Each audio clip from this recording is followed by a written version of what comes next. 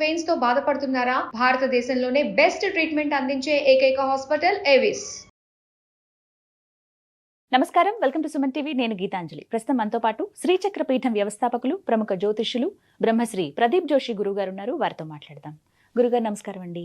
శ్రీమాత్రే నమః. శ్రీమాత్రే నమః. భయం వేస్తోందండి.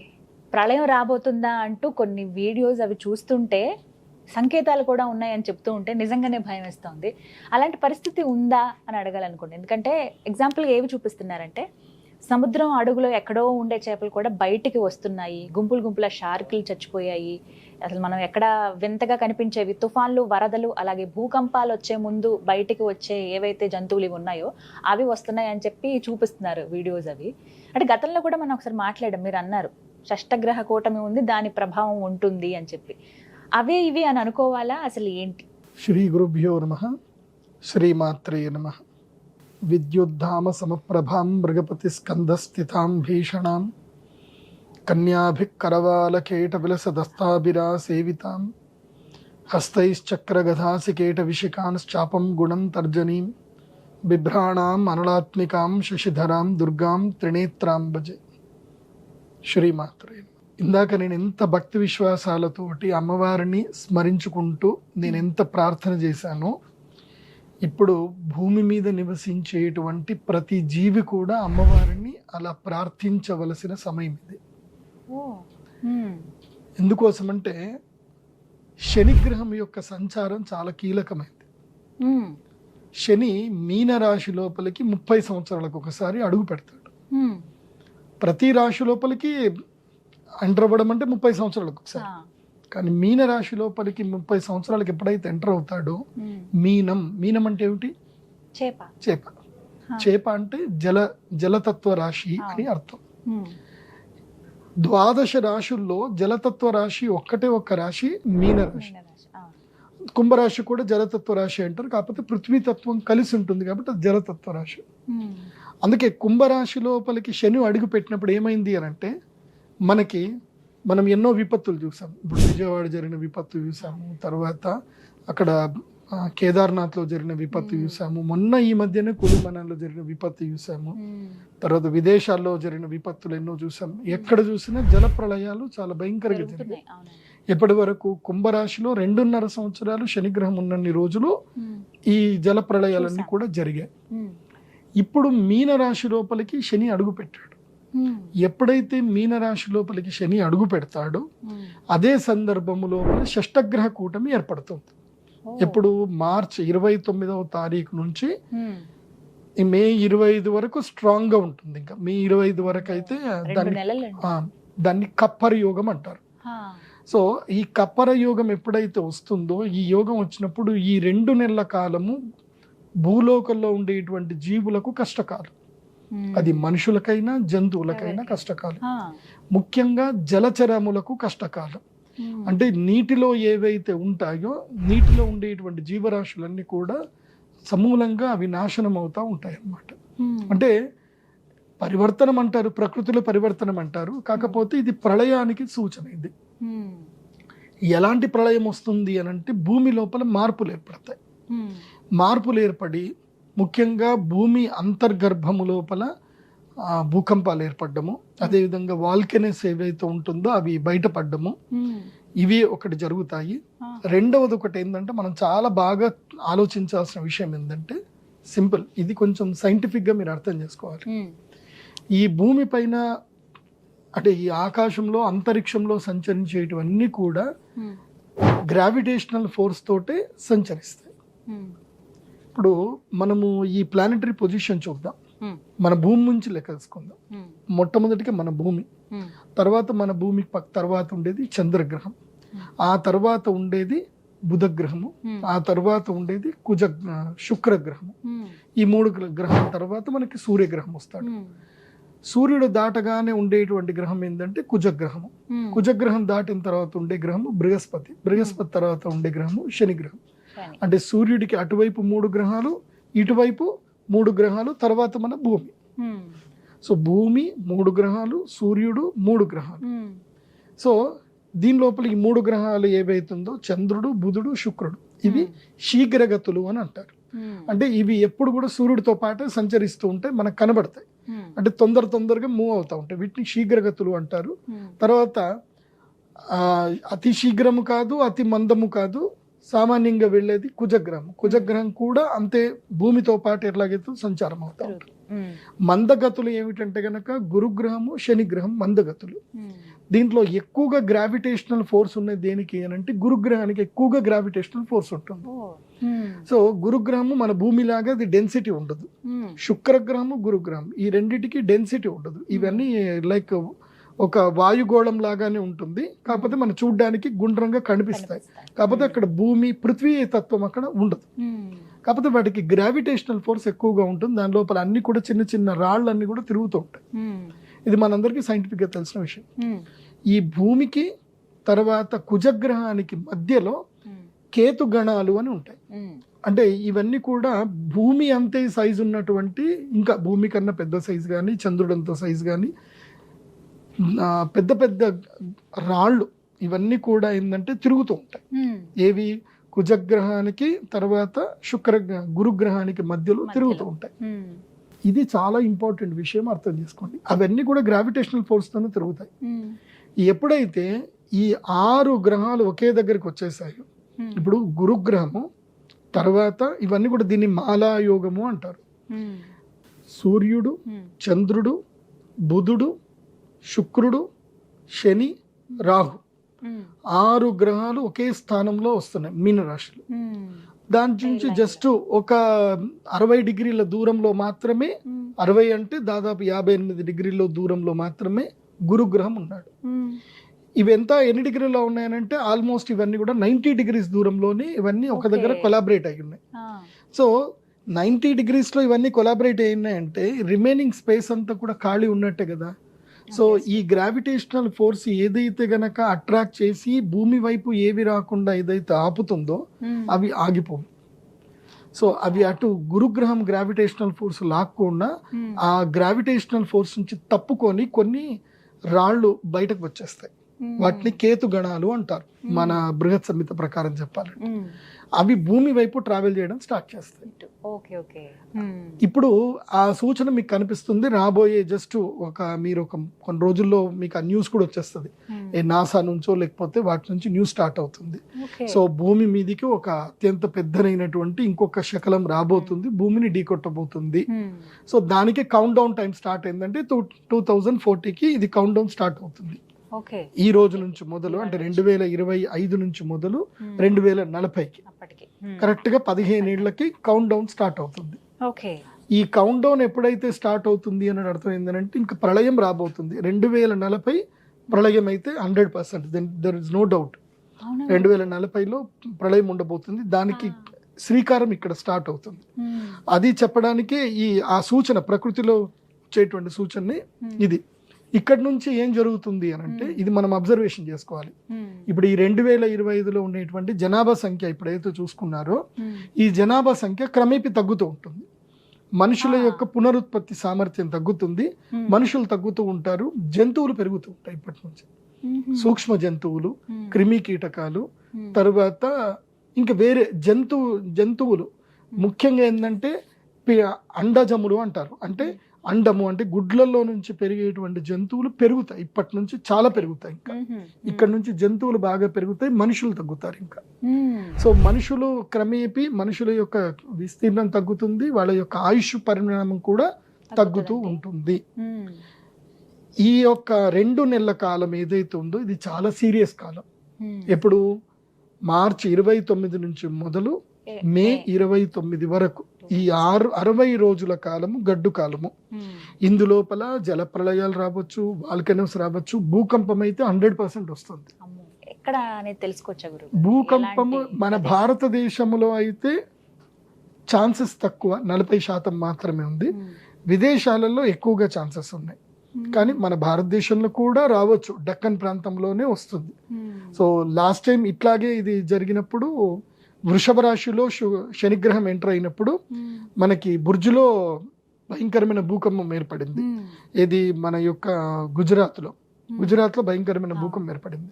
గుజరాత్లో భూకంపం ఏర్పడకన్నా మునుపు 2 సంవత్సరాల క్రితం అంటే 1998లో కూడా మన హైదరాబాద్కి భూకంప సంకేతం వచ్చింది అప్పుడు. కాకపోతే ఇక్కడ భూకంపం రాలేదు, మైల్డ్గా భూకంపం అయితే వచ్చింది. మైల్డ్గా వచ్చింది. సో మనం ఎక్స్పెక్ట్ చేయొచ్చు అంటే 100% నేను చెప్పలేను, కానీ రావచ్చు. దక్కన్ ప్రాంతంలోనే భూకంపం వస్తుంది ఈసారి. భూకంపము ఎక్కడైనా రావచ్చు. భారతదేశంలో మాత్రం అతిపెద్ద ప్రళయం మాత్రం ఉంది, ఒకటి భూకంపం అయితే ఉంది. జనాలు మరణించడము అవి జరిగే అవకాశాలు అయితే ఉన్నాయి. కానీ కొంతమంది శాస్త్రజ్ఞులు, కొంతమంది మహాపండితులు ఏమంటారు అంటే, రాముడి ప్రతిష్టాపన జరిగింది అయోధ్యలో కాబట్టి ఇది జరగకపోవచ్చు, రామరాజ్యం నడుస్తుంది, జరగకుండా ఉండాలి, మనందరం యజ్ఞయాగాదులు చేద్దామని అందరూ అంటున్నారు. మా గురువులు కూడా అదే మాట చెప్పారు, రావద్దు అనే కోరుకుందాం. కానీ ఒకటి, ప్రకృతిలో మనిషి ఎలాంటి స్వార్థపరుడు అంటే విపరీతంగా జంతువులు చంపుతున్నాడు, విపరీతమైన మరణకాండ సృష్టిస్తున్నాడు మనిషి. కానీ తాను మాత్రం బతకాలనుకుంటున్నాడు. ప్రపంచంలో మనిషి తాను ఒక్కడే బతకాలి, ఇంకేవో బతకకూడదు, అన్ని నాకే చేయడానికే ఈ విధంగా ప్రకృతి అంతే చేస్తుంది. కానీ మనం సాధారణ మనుషులుగా మనం ఏం చేయాలి, మేము ఏం చేస్తే మంచిది అంటారు తెలియచేయండి. మనం ఏం చేయడానికి లేదు, దైవ ప్రార్థన మాత్రం చేయడం. ఎంతవరకు నీ యొక్క పుణ్యఫలం ఉందో అంతవరకు నువ్వు దాంట్లో సేవ్ అవుతావు. నీ పుణ్యఫలం లేదంటే మాత్రం సేవ్ అవ్వవు. సో మన పాపము పండింది అని అంటే ఆ రోజు మనము అదే టైంకి అక్కడనే ఉంటామేమో తెలియదు. మన పుణ్యం ఉంది, ఆ టైంకి అక్కడ జరిగేది మనం వెళ్లకుండా ఆగిపోతాం. సో అవి జరుగుతాయి. కాకపోతే ప్రస్తుతం అయితే ఈ 60 రోజులు మాత్రం గడ్డు కాలము. ప్లస్ ఇంకోటి ఏంటంటే స్టాక్ మార్కెట్ కూడా విపరీతంగా కుదేలైపోతుంది. నేను ఆల్రెడీ మనం లాస్ట్ టైం డిస్కస్ చేసాం, జనవరిలో మనం డిస్కస్ చేసినప్పుడే నేను చెప్పాను, షష్టగ్రహ కూటమి వస్తుంది అని అంటే ట్రంప్ యొక్క నిర్ణయాలు దారుణంగా ఉంటాయి. దానివల్ల భారతదేశం యొక్క ఆర్థిక పరిస్థితి పూర్తిగా దిగజారుతుంది. ఇప్పుడు ఇంకా ఉండబోతుంది. ఏదైనా సరే మే 30వ తారీఖు వరకు స్టాక్ మార్కెట్ జోలికి వెళ్ళకండి. మే 30 వరకు, ముఖ్యంగా ఏప్రిల్ 29వ తారీఖు వరకు స్టాక్ మార్కెట్ జోలికి వెళ్ళకండి. ఏప్రిల్ 29 తారీఖు తర్వాత అప్పుడు దాదాపుగా స్టాక్స్ అన్ని పడిపోయి ఉంటాయి, అప్పుడు ఎంటర్ అవ్వండి. స్టాక్ బై చేసుకోవడం, చాలా కంపెనీ యొక్క స్టాక్స్ పడిపోయి ఉంటాయి కాబట్టి May first week is right time to enter in the stock market. But May 25th తర్వాతనే బెస్ట్ అని కూడా చెప్తాను.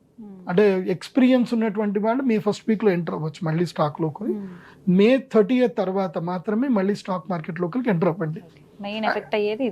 ఎస్, ఇంకోటి ఏంటంటే హడావిడిగా నేను అందరికీ చెప్పేది ఏంటంటే, హడావిడిగా ఇప్పుడు కింద మీద పడి బంగారాలు కొనేయకండి. పెళ్లి ముహూర్తాలు ఉన్నాయి కదా, పెళ్లిళ్ళు ఉన్నాయి కదా అని బంగారం కొనకండి. కొంచెం ఆగండి, ఇంకా బంగారం ధర తగ్గుతుంది. 82,000 వరకు వస్తుంది బంగారం. ఓపిక పట్టండి, ఇప్పుడు తొందర పడకండి. మే 30వ తారీఖు వరకు బంగారము అందరినీ సతాయిస్తుంది, ఏడిపిస్తుంది, పైకి వెళ్తుంది. మే 30 తర్వాత నేను చెప్పా కదా, మోదీ గారు ఒక పాచికేస్తారు అని. మోదీ గారు వేసే పాచికకి సడన్ గా అన్ని దెబ్బతింటాయి. అప్పుడు డాలర్ రేటు తగ్గుతుంది, మళ్ళీ బంగారం రేటు పడిపోతుంది. అవుతుంది. అది కూడా ఎప్పుడు అంటే మళ్ళీ ఎప్పటికీ అంటే కరెక్ట్గా మనం శ్రావణ మాసం వచ్చే టైంకి, అంటే మనకి జూన్ జూలై బంగారం కొనుక్కోవడానికి రైట్ టైం. ఇంకా ఆగస్ట్ వచ్చిందంటే మళ్ళీ బంగారం మళ్ళీ ఒక్కసారి పెరిగిపోతుంది. కాబట్టి జూన్ జూలైకి డబ్బులు రెడీ చేసి పెట్టుకోండి. బంగారం ధర 85,000కి 84,000 వరకు వస్తుంది. నా లెక్క ప్రకారం 82కి కూడా రావచ్చు, కానీ 84 అయితే తగ్గదు, చూద్దాం. 85 వచ్చిందంటే మాత్రం కొనేసుకోండి, ధన కొనేసుకోండి. ఎంత మీ యొక్క ఐటీఆర్ వాల్యూ ఎంత ఉందో అంత కొనుక్కోండి, బంగారం కొనేసుకోండి. తర్వాత ఇంకా బంగారం ర్యాలీ స్టార్ట్ అవుతుంది, ఇంకా తగ్గేదే లేదు. ఇంకా బంగారం ఇంకా వెళ్ళిపోతుంది, ఇంకా కిందికి రాదు ఇంకా. కాబట్టి ఈ సంవత్సరంలో బంగారం కొనడానికి అనుకూలమైన సమయం ఆషాఢ మాసమే. ఆషాఢంలో చీరలు కొనకండి, బంగారం కొనండి, రెడీ చేసి పెట్టుకోండి ఈ సంవత్సరం అయితే కనుక. సో ఈ ప్రళయం నుంచి తప్పించుకోవాలంటే ఒకటే మార్గం. ఇది నా స్వార్థం కోసం చెప్పట్లేదు. ఎందుకోసమంటే నేను ఎప్పుడు కూడా చెప్తాను, నేను ఏదైనా ఒక యజ్ఞము యాగం చేశాను అంటే అది దేవాలయ నిర్మాణం కోసం, ఒక మంచి కోసమే. నా వ్యక్తిగత జీవితం కోసం అయితే నేను ఆ లత్త ముట్టను. దాన్ని లత్త అంటారు. అంటే మనుషుల యొక్క కర్మఫలాన్ని ఏమంటారు? లత్త అంటారు. ఆ లత్తని ముట్టకూడదు. ముడితే అది అంటుకుంటుంది, ఏడిపిస్తుంది. మనం కొంతమంది జనాలను చూస్తూ ఉంటాం కదా, అయ్యో పాపం వాళ్ళ పరిస్థితి ఏంది ఇట్లుంది అని అనుకుంటాం కదా, దాన్నే లత్త అంటారు. సో వాళ్ళ జీవితంలో వాళ్ళు ఎటు వెళ్ళలేరు, అంతే అట్లాగే ఉండిపోతారు. ఆ లత్త పెట్టుకోవద్దు ఎప్పుడైతే. నేనేం చెప్తాను అంటే, మీ యొక్క కర్మ ఫలాల్ని యజ్ఞ యాగాదులకు నిర్వహణ చేసుకోండి, చేస్తే మంచి జరుగుతుంది. లాస్ట్ టైం ఇదే సుమన్ టీవీలో షష్టగ్రహ కూటమి ఏర్పడింది. ఇప్పుడు 2019లో కోవిడ్కి ముందు. అవునండి. ఏదైతే కనుక నేను డిసెంబర్లో షష్టగ్రహ కూటమి ఏర్పడినప్పుడు నేను చెప్పాను, చాలా మంది వచ్చి యాగం చేసుకున్నారు. నా దగ్గర యాగం చేసుకున్న ప్రతి ఒక్కరు కూడా సేఫ్ జోన్లో ఉన్నారు. ఎవరికి కోవిడ్ రాలేదు, ఎవరి ఇంట్లో మరణాలు జరగలేదు. Every one is safe zone 100%. దాంట్లో డౌటే లేదు.